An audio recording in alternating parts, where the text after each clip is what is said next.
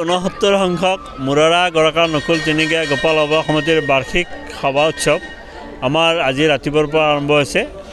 প্ৰথমে আমাৰ মুখ্য দ্বাৰ উন্মোচন কাৰ্যসূচীৰ পিছত ধৰ্মীয় পতাকা উত্তোলন, স্মৃতি তৰ্পণ আৰু ধৰ্মালোচনী সভাৰ জৰিয়তে আমাৰ এই অনুষ্ঠানটি আৰম্ভ হৈছিলে।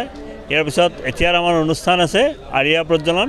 আমাৰ মুখ্য আৰিয়া প্ৰজ্বলন কৰিব আমাৰ এই অঞ্চলৰে এজন বয়োবৃদ্ধ ব্যক্তি শ্ৰী ভৱেন চন্দ্ৰ কলিতা ডাঙৰীয়াদেৱ।